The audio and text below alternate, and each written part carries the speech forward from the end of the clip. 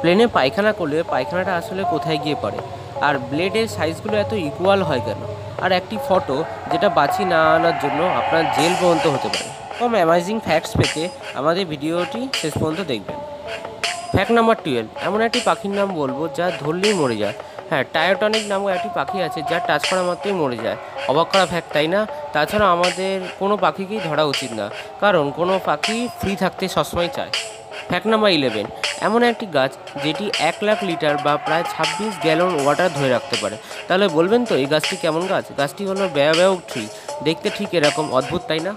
Fact number 10, অ্যান্টিলা নামটি হয়তো আপনি শুনেছেন, বাট কখনো কি চিন্তা করেছেন যে এত বড় বাড়ি যা 2 বিলিয়ন টাকা দিয়ে তৈরি, তার ভেতরে আদৌ কী আছে? অ্যান্টিলা বাড়িতে 9খানা লিফট আছে যা দিয়ে সব ফ্লোরেই সহজে যাতায়াত করা যায়, আর সেখানে আছে একটি প্লেয়িং রুম, আরও অনেক কিছু।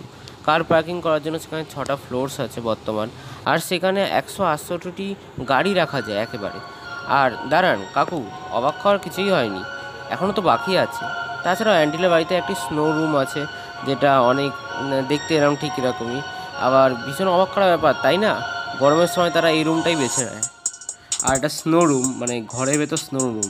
ফ্যাক্ট নাম্বার 9, মুকেশ আম্বানি বাড়ি নিয়ে কথা হচ্ছে, তাহলে মুকেশ আম্বানি নিয়ে কথা হবে না? তা তো চলে না। তাই প্রশ্নটা হলো, মুকেশ আম্বানি কোন সিম ইউজ করে? আপনি কি জানেন? তা কমেন্টে লিখুন, উত্তরটা আপনার জন্যই আছে।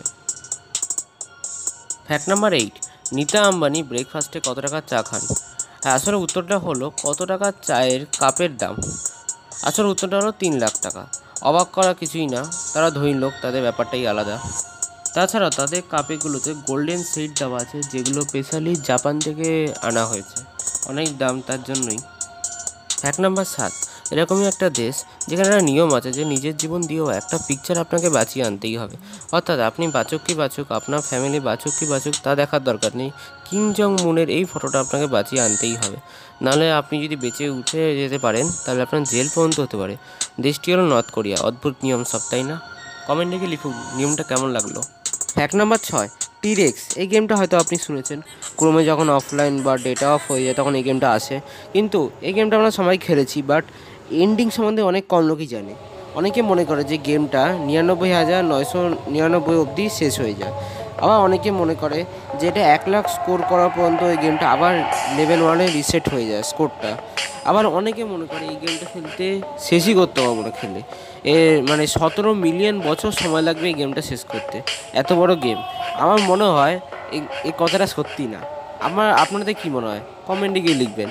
আর যারা এই গেমটি পছন্দ করবেন তারা একটা লাইক দিতে ভুলবেন না। ফ্যাক্ট নাম্বার 5, কখনো কখনো আমরা যা চিন্তা করি অনেক সময় তা করি না, আর পরে দেখি সেটাই দেখি সত্যি হয়ে যায়।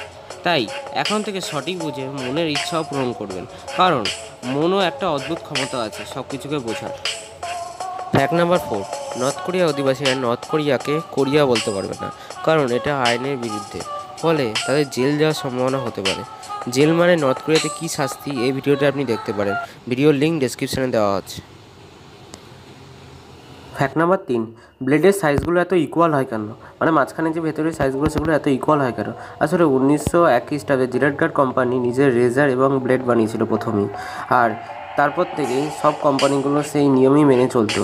অর্থাৎ এতগুলো বিবর্তন হওয়ার পরও, মানে রেজারে এত বিবর্তন হওয়ার পরও এখনও অবধি 1901 সালে ব্লেডই চলছে। তাহলে তো বিভিন্ন কোম্পানি ব্লেডের সাইজ আলাদা করতে পারতো, করলো না কেন? কারণ তাদের রেজারের যে সাইজ মানে ব্লেডের সাইজের সাথে মিলবে না, তার জন্যই তারা চেঞ্জও করেনি। ফ্যাক্ট নাম্বার 2, 25 কেজি ওজনের একটি বরফকে যদি তার উপর এরমভাবে লাভা ঢালা হয় তাহলে কী হবে? বরফটি কি গলে যাবে না লাভা জিতে যাবে? কে জিতবে আসুন? হ্যাঁ, উত্তরটা হলো বরফ জিতে যাবে, কারণ এত বরফের সামনে লাভা নিজেই বরফ ঠান্ডা হয়ে গিয়ে একদম জমে যাবে, এরকম ঠিক। ফ্যাক্ট নাম্বার 1, প্লেনে পায়খানা করলে পায়খানাটা আসলে কোথায় যায়? আসলে প্লেনের সেই প্রেশার হালকা করার পর সেই জিনিসটা প্লেনের মধ্যেই থেকে যায়। হ্যাঁ, এটা সত্যি, প্লেনের মধ্যেই থেকে যায়, সেটা নিচে পড়ে যায় না।